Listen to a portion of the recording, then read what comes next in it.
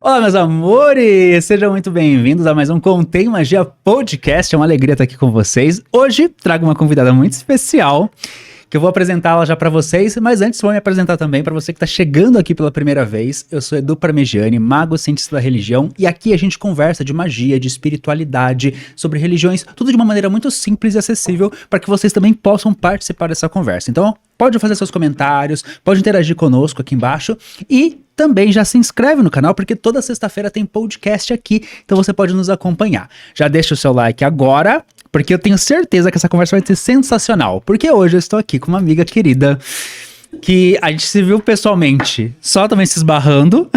Sempre ao acaso, a gente se encontrava.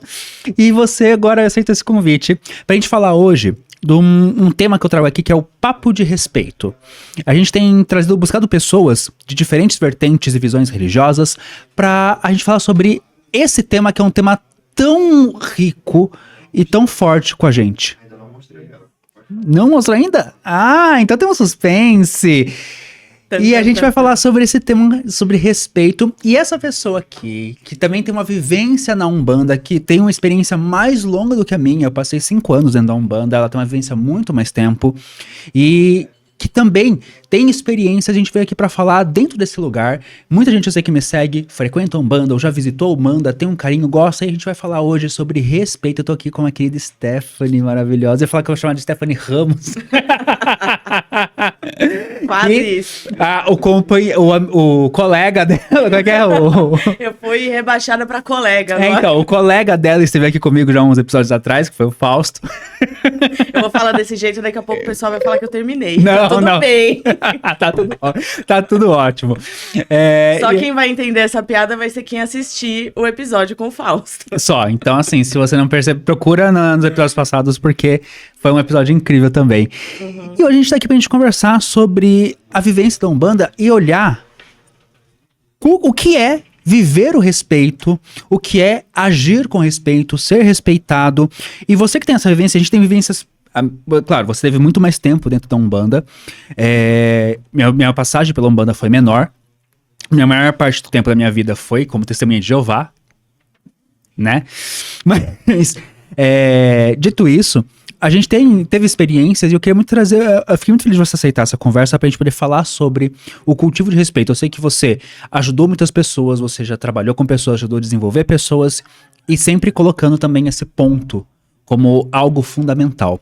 Mas antes da gente chegar nesse ponto, vamos só voltar um pouquinho. Me conta como que você chegou na Umbanda. Toda a minha história da Umbanda é sempre uma história muito louca, né? Eu cheguei na Umbanda em 2013 e eu brinco que eu cheguei na Umbanda pela dor e eu fiquei pelo amor. Porque eu cheguei por conta de uma situação da minha vida pessoal que estava bem difícil, eu estava muito isolada de tudo e de todos. E ainda 2 amigas minhas, que eu ainda tinha contato, me chamaram para visitar um terreiro. E eu lembro nitidamente, como se fosse ontem, da sensação de eu pisar num terreiro, ouvir o atabaque tocar e falar assim, como que eu não conhecia isso antes? Como que ninguém me contou no mundo que existe isso aqui? E agora eu preciso saber mais disso aqui. O que é isso aqui? Porque eu sabia que era terreiro, eu tinha preconceitos, alguns preconceitos, mas o coração bateu muito mais forte. Então, eu cheguei na Umbanda dessa forma.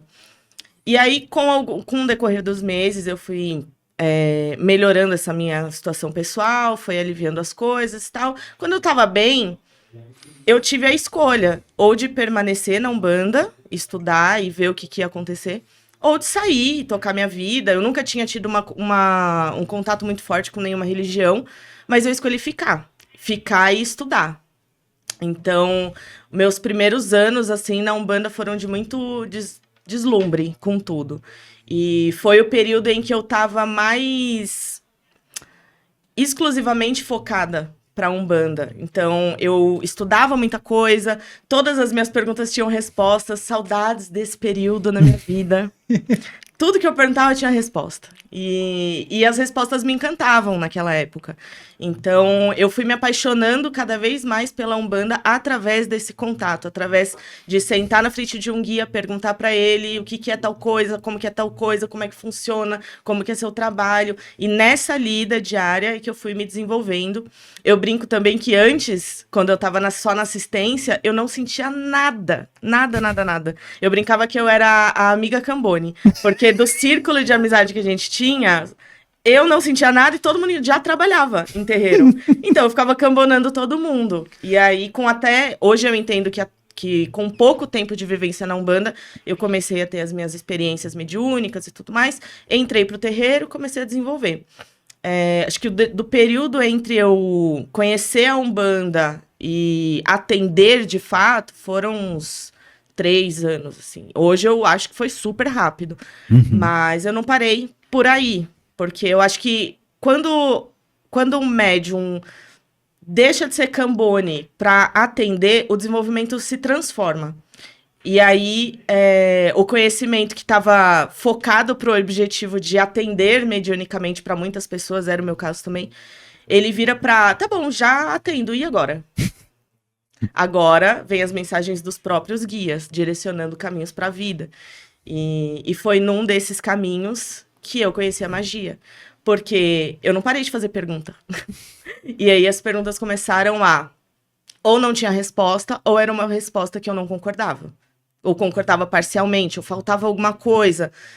E aí eu comecei a me incomodar demais.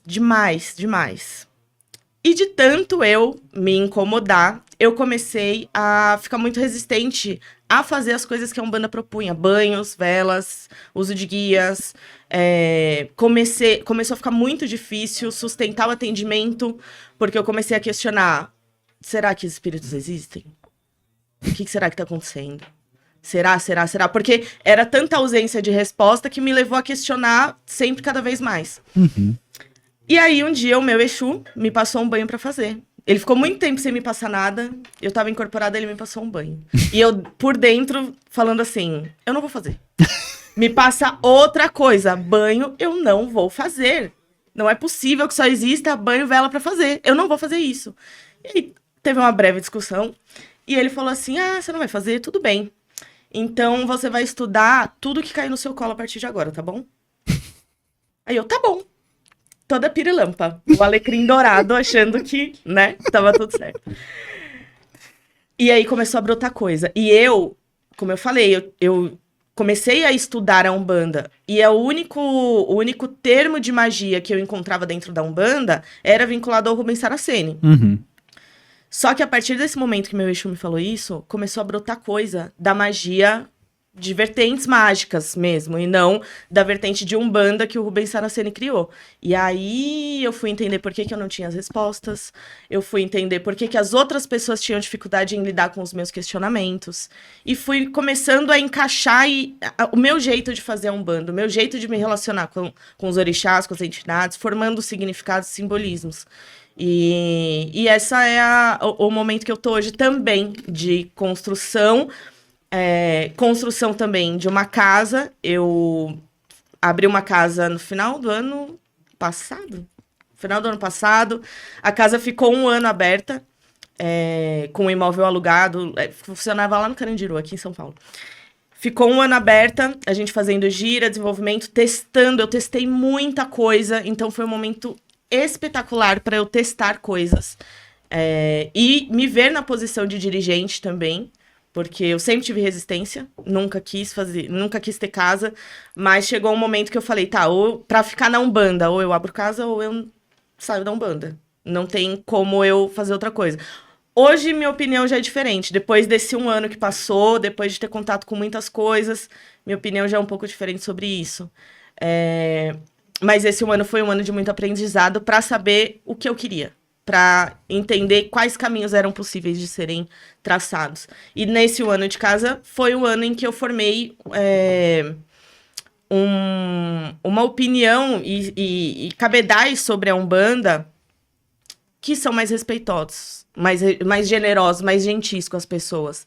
Para que eu não fosse algoz como dirigente, como já foram comigo. Não digo todos, obviamente, os lugares que eu passei teve lugares que foram muito bons, mas de maneira geral, muita gente, até sem perceber e sem querer, acabou desrespeitando a forma como eu acreditava, a forma como eu cultuava a minha Umbanda. E aí, a minha forma de lidar com as outras pessoas dentro da minha casa ou fora é respeitando. Então é um tema muito bom pra gente falar hoje, vai ter muita coisa legal. Eu adoro. E agradeço demais o convite pra vir pra cá. Até esqueci de falar no início, mas agradeço muito, muito obrigada. Fico lisonjeada por estar aqui. Eu fico muito feliz, porque ele sou eu, gente. Ter vocês aqui, você não tem noção. Eu acho muito legal você contando a sua experiência, porque eu fui muito tempo testemunho de Jeová, depois fui com o Paulo Batista, então minha experiência religiosa era cristã. Aí, eu fui no terreiro a primeira vez, não foi pela dor. Eu fui por curiosidade. Mas eu tinha um pouquinho de curiosidade e um monte de cagaço. Eu fui, e eu lembro que eu indo pro terreiro, eu fui de carona, eu tava no banco de trás de um carro, de umas moças que eu não conhecia, porque um amigo meu me convidou, ele tava de carona com elas, e eu sentado assim, olhando, indo pro interior, assim, era interior de Campinas, Barão Geraldo, área rural de Barão Geraldo, da Unicamp. Eu não sabia onde eu tava, né? Eu tava indo, eu olhava assim e pensava, gente, eu não posso nem pular do carro porque eu não sei voltar. Sério, eu fui mudo o caminho todo. Elas me respeitaram, mas todo mundo percebeu que eu tava mudo, assim.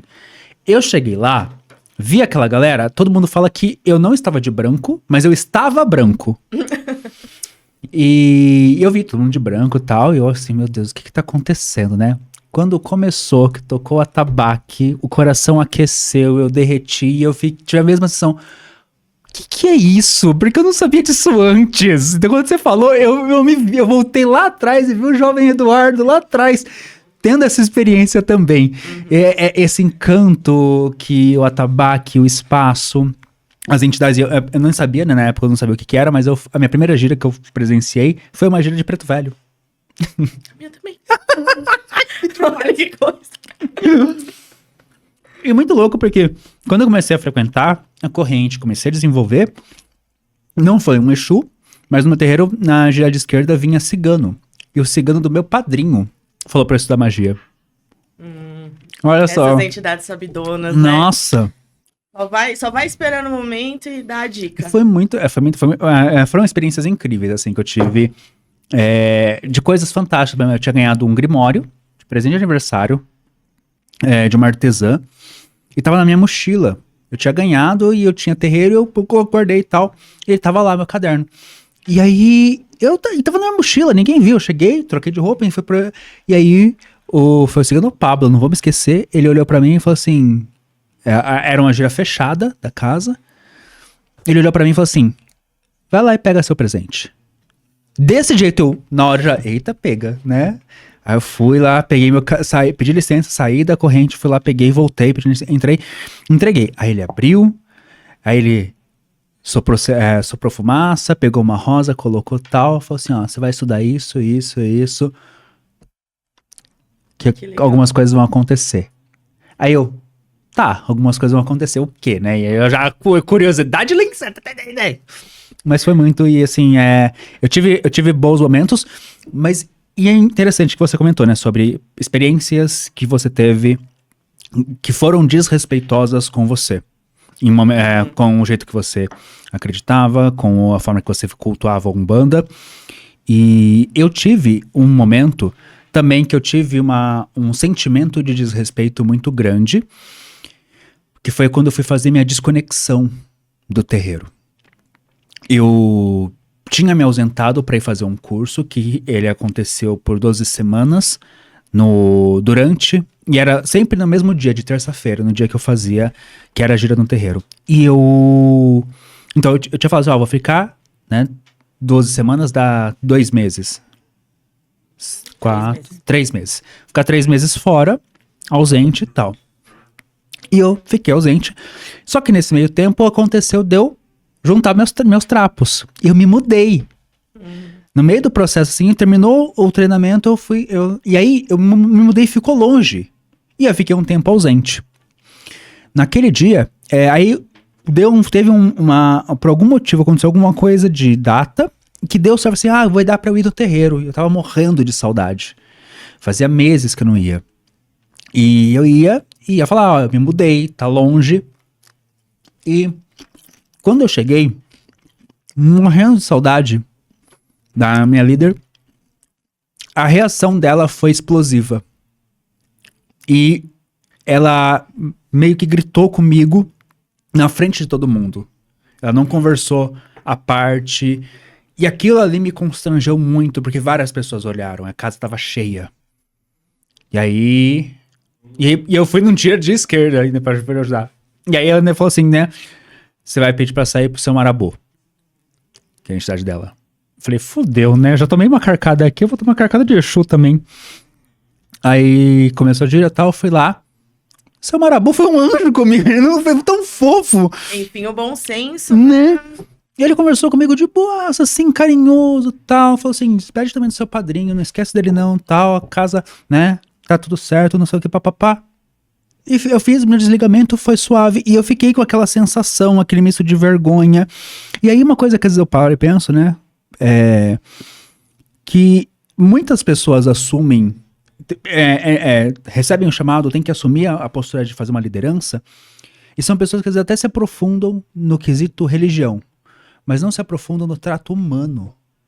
Falta domínio de lidar com o ser humano, né? Precisa chamar atenção? Às vezes precisa, a gente entende que precisa. Mas precisa chamar em público? Será que tem formas melhores de lidar? Quais essas experiências como foram essas experiências e o que elas te ensinaram? Eu passei incontáveis experiências, assim. Eu teria muitas histórias. Eu não vou falar pra não rolar um exposed. Conta o que for confortável e preserve identidades. Mas assim, eu já também tomei muito grito de entidade. Eu já discuti desde Exu a Caboclo. Eu gabaritei as entidades meu dirigente, do primeiro dirigente que eu tive de casa. Eu gabaritei as entidades, eu discuti com todas, cada uma por um motivo específico.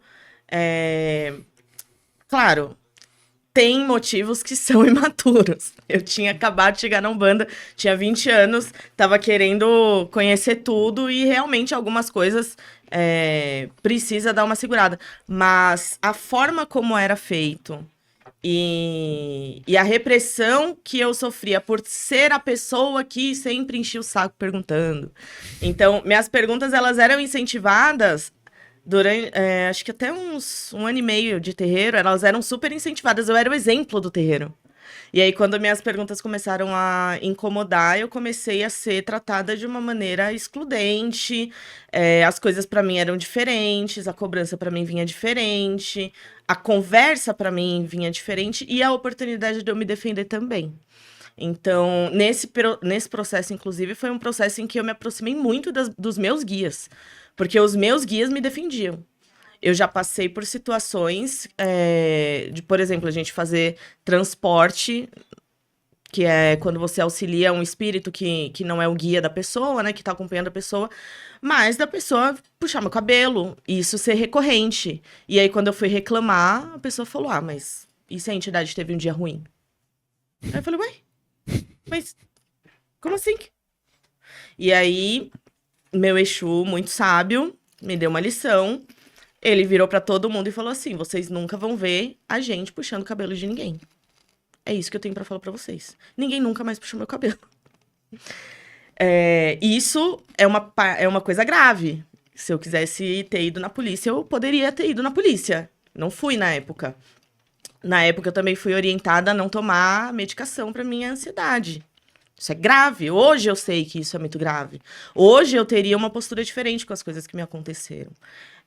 Mas, voltando mais para a parte da relação com a própria fé,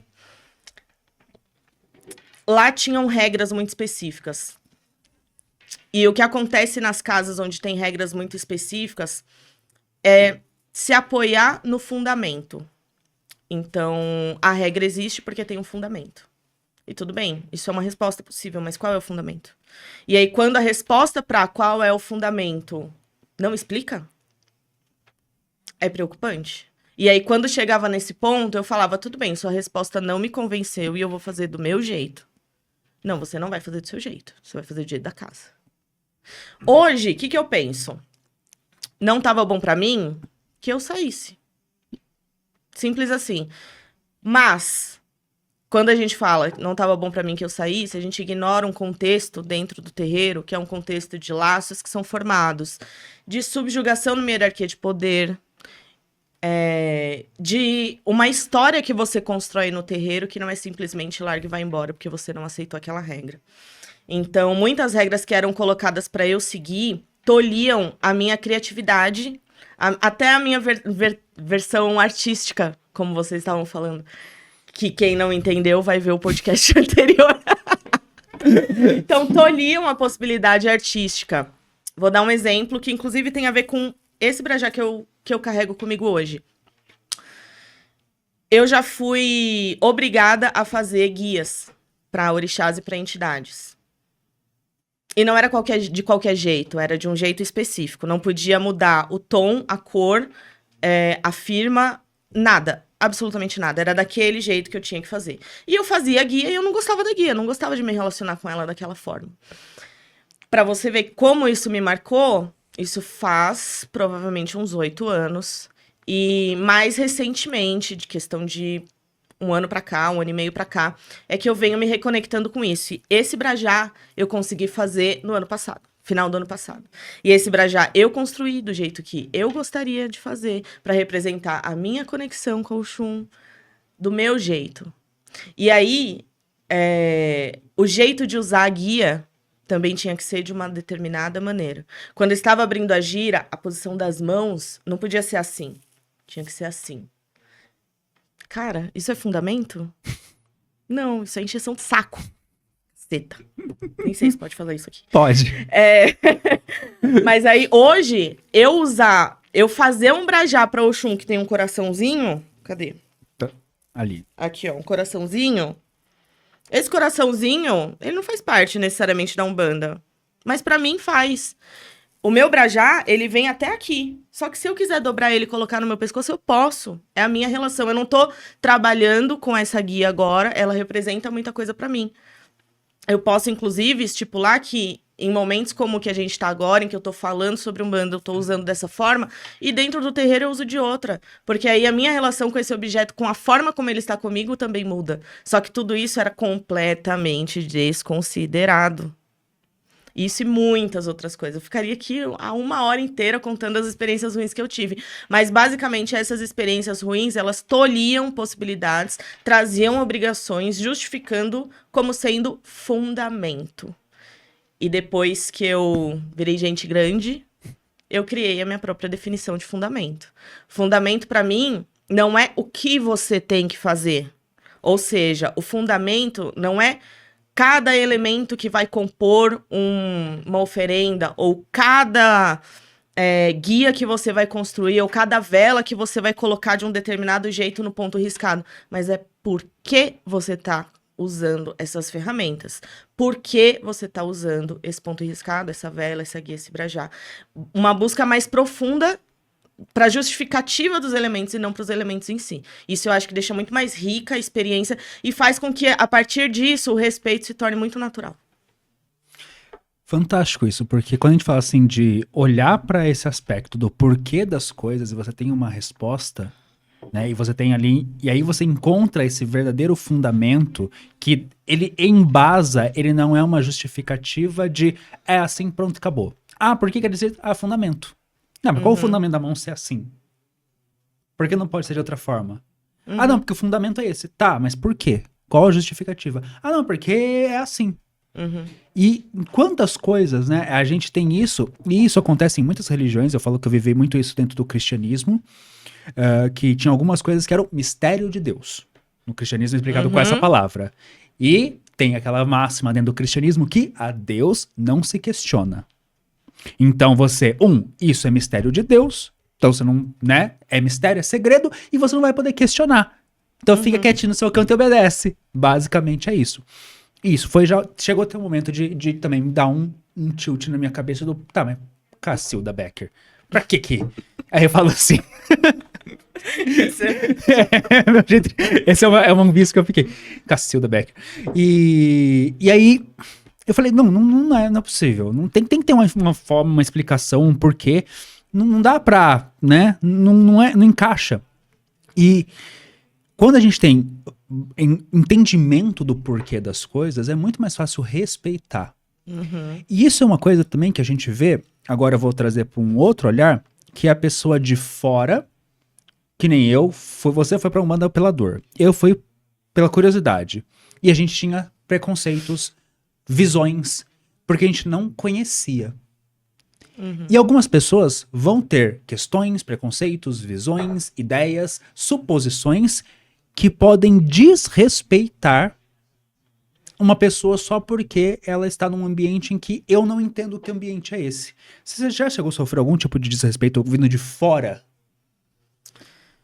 Eu já cheguei a sofrer alguns tipos de preconceitos, mas foram muito poucos, quando comparados aos preconceitos de dentro, infelizmente. Queria que essa história fosse outra. Queria vir aqui e falar assim, não, olha, a Umbanda me acolheu e assim, me defendeu de tudo e todos. Não foi assim. Então, o que eu já sofri externamente, inclusive tem uma história que é muito bonita. Eu tinha poucos meses, assim, vestindo branco, e eu tava morando com a minha avó.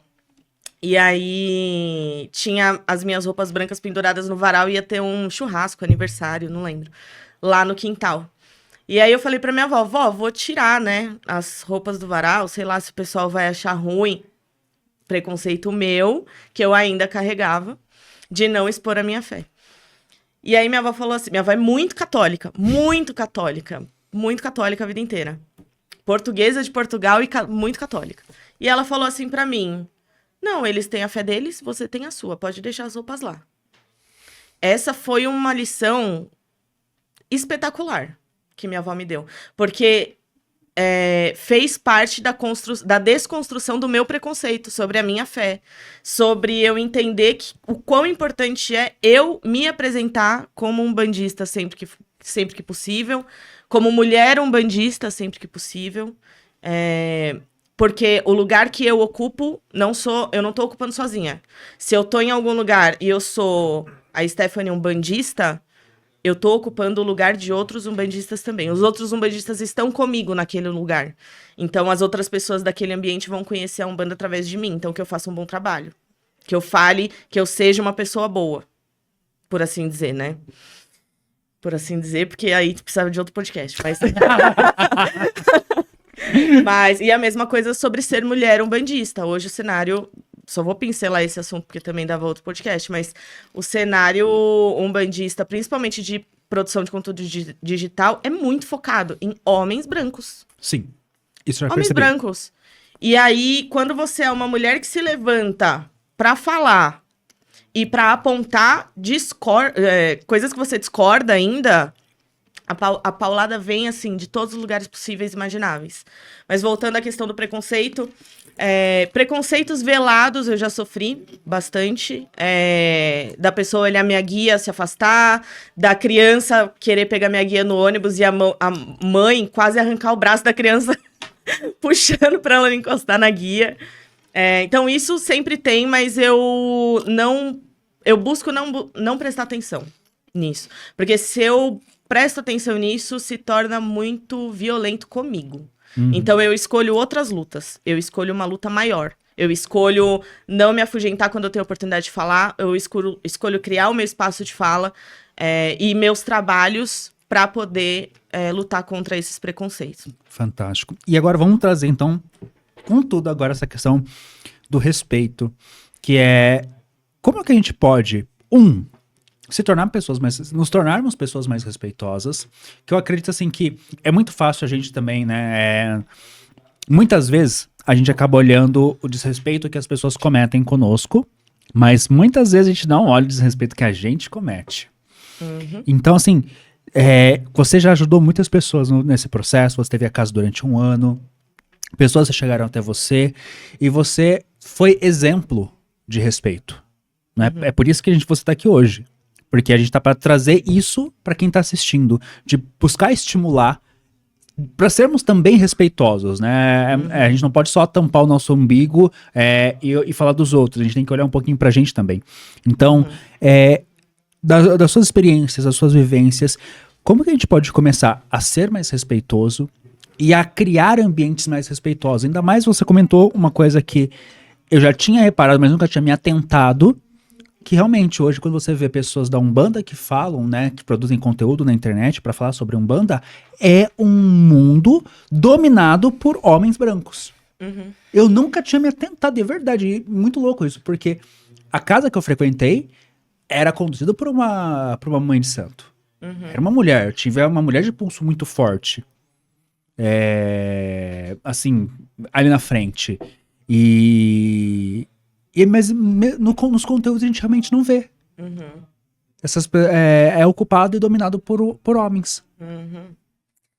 Essa é uma dor muito grande, porque, inclusive, você falou você falou uma expressão que também me acendeu para outra ideia, que ela é uma mulher de pulso muito forte.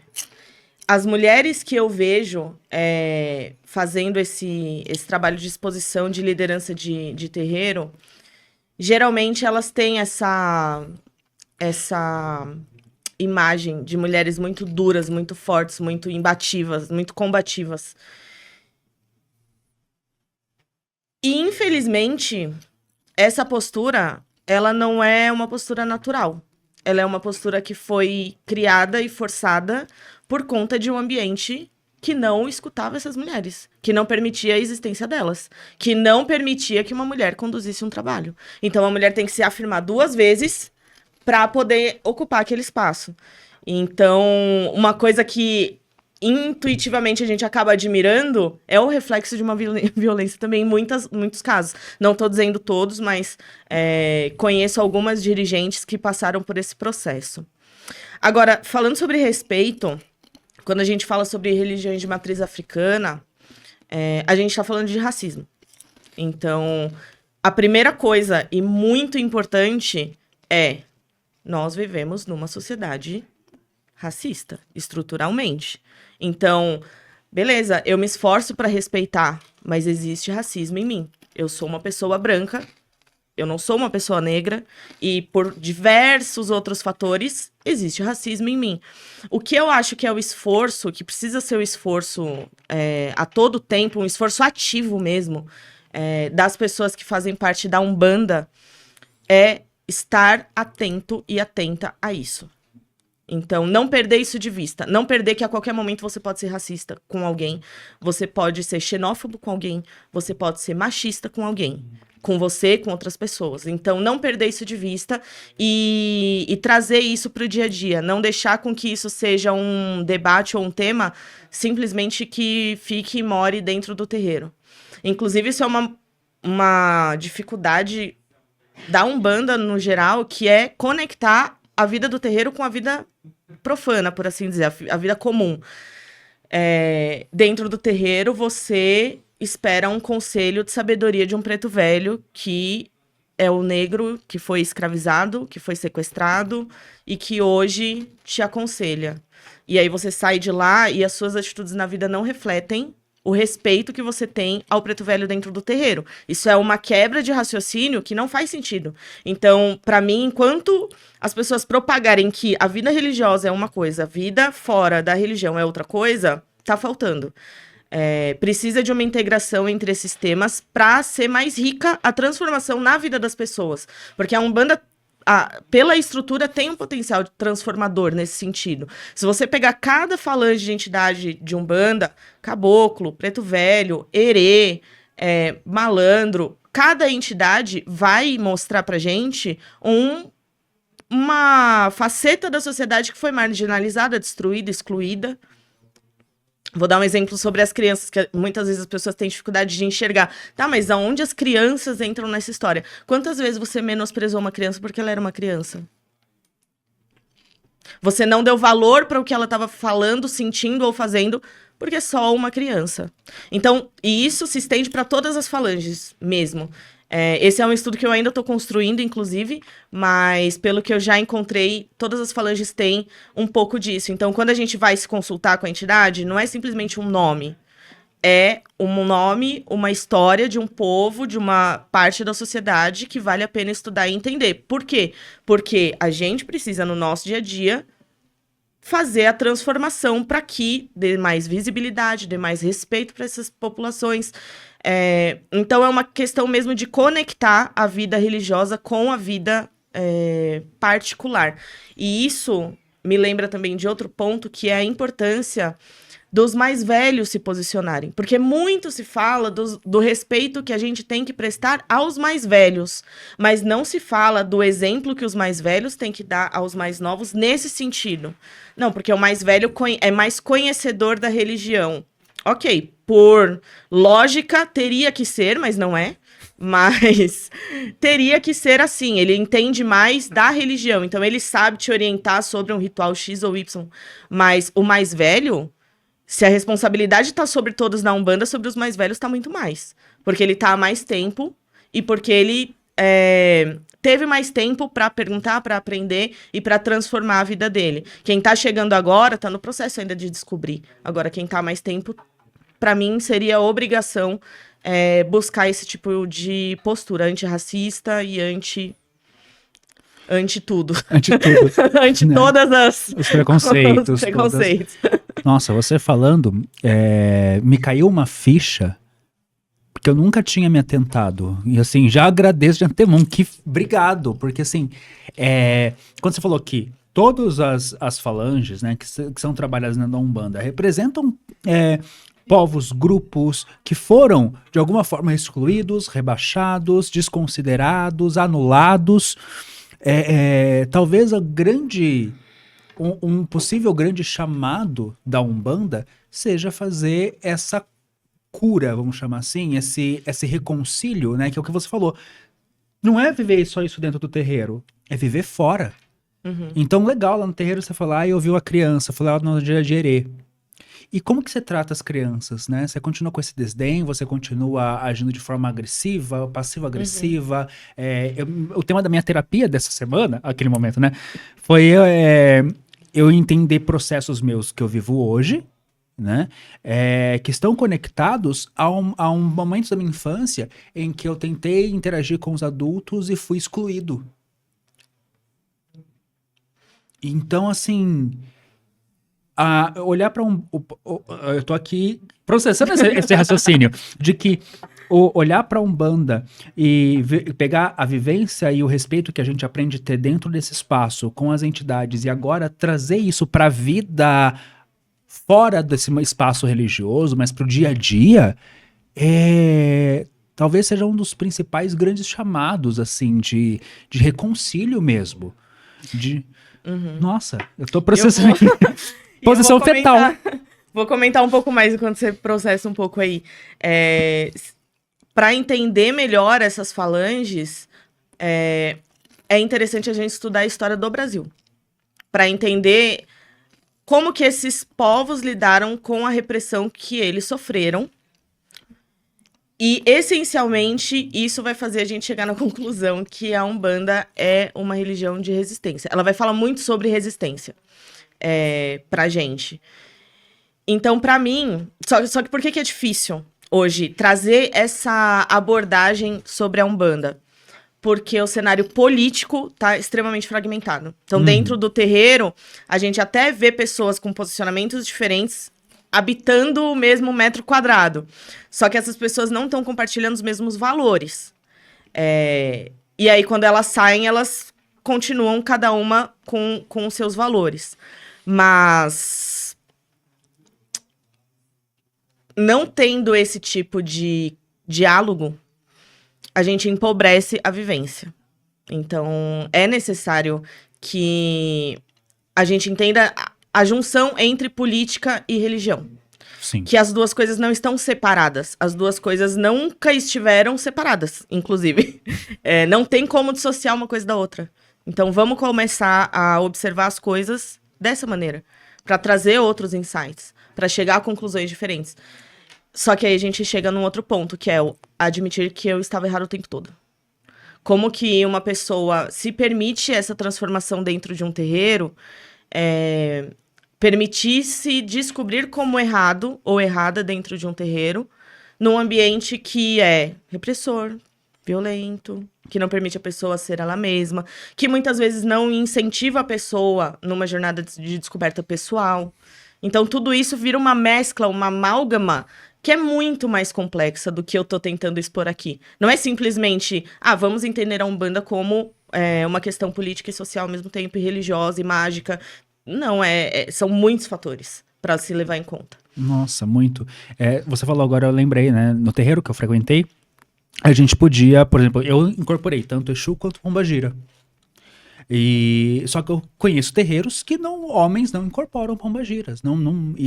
É como se fosse vetado no terreiro isso. O homem não incorpora pombagira. Vou te contar uma história. Eu não sabia tocar atabaque, mas eu sempre tive muita facilidade com ritmos, no geral. E eu fazia parte de um terreiro em que, por circunstâncias XY, os ogãs saíram. Só que chegou um menininho que foi confirmado como ogã. E aí, era um terreiro que misturava algumas coisas de candomblé, de umbanda, enfim. Ele tinha 9 anos. Colocaram esse menino pra segurar a gira no atabaque. 9 anos, sem orientação nenhuma. O mínimo, por gentileza que eu fiz, foi começar a ver vídeos no YouTube de como que tocava o atabaque pra ir no terreiro e falar, o toque é assim, vamos treinar pelo menos o toque pra você saber. Porque não teve orientação do dirigente. E aí eu ia no terreiro. Eu aprendia a tocar, batucando assim na mesa. Ia no terreiro, mostrava o toque na mesa pra ele e ele fazia no atabaque. Porque eu, como mulher, não podia tocar o atabaque. Então eu aprendi a tocar atabaque. Eu ia no terreiro ensinar o ogã. E eu não podia tocar no atabaque. Só que aí, nessa época, eu já tava na época um pouco rebelde. E aí, eu comecei a só tocar o atabaque. Só tocar. Eu aparecia tocando o atabaque. E, claro que isso me gerou olhares e repreensões, mas eu seguia tocando. Até que entrou uma pessoa, que era um pouco cabeça mais aberta, começou a me puxar pro atabaque junto com ela. Mas foi bem difícil. Então, é uma demonstração de machismo muito escrachado. Só que aí, o fundamento que era dito não era sobre machismo. O fundamento é que nas tradições era feito assim, porque a mulher tem o período menstrual e o período menstrual ela está... Não é que o período menstrual é sujo, porque isso é machismo. É que no período menstrual ela está aberta a energias. E aí, como ela está aberta a energias para te proteger, a gente não deixa você tocar atabaque. Nossa. E muito louco isso, porque no terreiro que eu frequentava, tinham 2 ogãs que eram mulheres. E é muito louco. Porque aí entra no ponto, né, que você falou, né? Usa-se o fundamento para justificar muitas vezes preconceitos, desrespeitos, machismo, várias formas de repressão que na verdade não tem fundamento. Que bizarro. Só que se a pessoa se basta com esse tipo de resposta, é uma resposta completa em si. Não tem nenhuma incoerência dentro daquela resposta que você fale, não, isso aqui não faz sentido. Dentro do raciocínio que a pessoa te apresenta, a resposta vai fazer muito sentido. Só que o problema é, se você se bastar com isso. É importante receber uma resposta, e aí fica a dica. Receber uma resposta, fez uma pergunta, recebeu uma resposta, se descola da onde você tá. Chega em casa, pensa sobre aquilo. Pensa se faz sentido aquela resposta. Pensa se aquela resposta realmente respondeu a sua pergunta. E vai montando o seu quebra-cabeça, assim. E ver o que não encaixou. Pode até voltar para a pessoa e perguntar de novo. Ver as incongruências que você encontrou e pergunta de novo. Porque às vezes, se a pessoa é uma pessoa que é aberta a esse tipo de diálogo, ela vai encontrar coisas para trabalhar que são importantes para ela também. Agora, são pessoas que são mais fechadas, só... vai desenvolvendo você. Colhe o que você puder daquela pessoa, mas não pega como verdade absoluta. Cria a sua verdade. Tenha a sua segurança na resposta que você encontrar. Fantástico. E eu quero ler... Eu guardei aqui em um dos meus cachinhos aqui, eu guardei uma coisa que você falou lá atrás, e sobre, né, a gente estar aberto a entender, aprender, e aí me bateu uma coisa aqui que é esteja aberto, né? Que você falou assim, eu tenho que aprender a me ver errado. Né? Isso é muito importante se a gente quiser desconstruir preconceitos nossos. Eu dou o curso de benzimento E eu falo dos povos que influenciaram a construção do pensamento que nós somos no Brasil. Eu falo dos povos originários. E aí eu falava os povos, os escravos. E aí um dia eu fui corrigido. Uma moça falou assim, ó, a palavra escravo, ela reduz todo um povo a esse contexto, né? Usa escravizados. Aí minha cabeça fez assim, ó. Eu falei, desculpa, não tinha nunca entrado em contato com isso. Porque é o que você falou, nós somos uma sociedade racista. Nós temos racismo estrutural, temos misoginia estrutural, temos tudo isso envolvido. Então, ali minha cabeça abriu e a partir então eu pude corrigir a forma como eu apresento. E hoje eu falo, são os povos africanos que foram sequestrados e trazidos pra cá. Pronto, já nem uso mais a palavra. E às vezes eu falava no automático, porque às vezes a gente reproduz comportamentos misóginos, machistas, né, preconceituosos, racistas, no automático, porque a gente cresce ouvindo isso de pessoas e a gente precisa aprender a começar a desconstruir isso. E a gente tem que estar aberto a se ver errado, assumir que estava errado e se propor a mudar. Senão a gente não consegue fazer esse processo. E entender de verdade o que é o erro, né? Porque... nesse sentido, a gente vai cometer vários erros, mas tem coisas que não são necessariamente erradas, que aí entra na questão de por que a magia me fez entender por que eu não tinha as respostas dentro da Umbanda. Por que um terreiro usa arruda para Exu e o outro usa para Preto Velho e os dois ficam muito bens? Muitos bens. Se a gente vai buscar a resposta em um terreiro, a resposta vai fazer muito sentido. Se vai buscar a resposta em outro terreiro, a resposta também vai fazer muito sentido. Então, o que de fato que a gente vai fazer? Porque as respostas fazem sentido, são usos para falanges que são diferentes pra caramba. Então, a gente pode pensar o que tem nessa erva que ressoa numa entidade e na outra. Mais recentemente, inclusive, eu tenho me aproximado muito de estudos de ervas, depois a gente vai conversar bastante sobre isso, mas a gente pode fazer diversos estudos para entender por que essa erva é usada das duas formas. Só que essas duas casas, essas duas pessoas que usam diferentes, muitas vezes vão ficar brigando para ver quem tá certo. Só que enquanto a gente fica brigando pra ver quem tá certo, quem tá mais próximo da origem da Umbanda, quem tá mais próximo da Umbanda raiz, quem tá mais próximo da Umbanda pura, quem tá mais próximo... Enquanto a gente fica se degladiando entre umbandistas por conta disso, a pedrada que vem de fora não pergunta se você é o terreiro mais correto, se tá certo, se tá errado. Ela só olha alguém de branco e eu já na cabeça... E taca pedra, meu irmão. Não quer saber. A gente é uma religião muito desunida. Muito desunida. E essa falta de união também gera falta de representatividade política, que aí gera todos os outros desdobramentos que a gente estava falando. Então, essa busca pelo certo, pelo exatamente certo, ela é em vão. Porque quando a gente vai olhar pra magia, a magia vai te falar, então, querido... O que tem o símbolo pra você? Ou, você quer saber mesmo? Vai estudar botânica. Pra você saber, então, entender um pouco melhor dessa erva. E não, porque o meu Preto Velho falou, porque meu Exu falou. E aqui eu não tô desmerecendo a fala da entidade, só que os guias, eles não dão as respostas prontas pra gente. Ele pode até te falar que essa erva usa pra sua dor de estômago. Você quer saber mais? Ou você pergunta pra ele, ou você vai buscar, vai estudar. O guia dá a porta pra gente. Quem decide abrir, entrar naquela porta somos nós. Então, é mais ou menos por aí. E se a gente se abrir pra explorar, com certeza a gente vai conseguir criar. E como você falou, né? Em vez de ficar nessas brigas que são praticamente egóicas, né? De quem tá mais certo, a gente acaba se desunindo, se desrespeitando e abrindo brecha pra não barrar esse desrespeito que muitas vezes vem de fora. E isso pode minar a fé de muitas pessoas. Eu tenho, acho que 10, 11 anos de Umbanda. Eu entro no TikTok e eu já fico com preguiça. Não quero consumir muitas vezes conteúdo de pessoas falando sobre Umbanda. Porque eu tenho preguiça. Eu imagino alguém que chega agora na Umbanda e cai de paraquedas no meio de um monte de gente falando um monte de coisa. E essa pessoa pode olhar pra tudo isso e ao invés de se encantar como a gente se encantou, olhar tudo isso e falar assim, gente, eles só brigam. Eu não quero estar numa religião assim. Tô fora. E aqui eu não tô falando que é melhor ou pior estar numa religião, mas se a pessoa se permitiu conhecer, a primeira oportunidade que ela vai ter, contato com brigas, tretas. É isso. É isso que a gente quer, é isso que a gente tem de mais valor.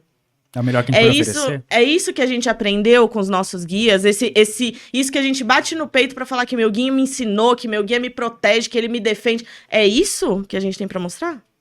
Eu não acho que é isso. E aí eu tento fazer diferente. Fantástico. A gente tá com o tempo estourando. Voou, né? Voou, mas eu queria muito agradecer. Obrigado por ter vindo. Eu Obrigada. vou deitar em posição fetal hoje, porque você, assim, já explodiu e ampliou minha consciência em muita coisa. Ai, que bom. E foi rico, e eu só tenho a agradecer. Muito obrigado por partilhar com tanta generosidade, com tanto carinho, com tanto respeito, com tanta força. Obrigada. Obrigada, 1000 vezes obrigada. Eu quero você de novo aqui também. Ai, gente, eu vou começar a ter Vamos cadeira. fazer um combão. Eu vou começar a ter cadeira cativa aqui nesse podcast. A gente faz um rodízio, vai ser show. Vai ser show. Quer deixar algum recado pro pessoal? Eu quero. Se você gostou do que eu falei, me procura nas redes sociais. Eu ainda não sei como que vai ser o projeto do terreiro pro ano que vem. Se vai ter terreiro ano que vem, mas a Umbanda faz parte de mim, então ela vai estar na minha vida. E essa proposta de todas as coisas que eu falei aqui também vão estar presentes na minha vida. Então me chama no Instagram que a gente conversa e vê o que vai dar pra fazer. O Instagram da Esté vai estar aqui embaixo do vídeo, então você pode já ir lá, clicar e seguir. Só que antes de você sair, deixa seu like, tá? Porque não, gente, foi muito bom, vai, por favor, né? Por favor, né? Esté, mais uma vez, muito obrigado. Obrigada, eu. E eu espero você aqui sexta-feira que vem para mais um Contém Magia Podcast. Beijo mágico. Tchau.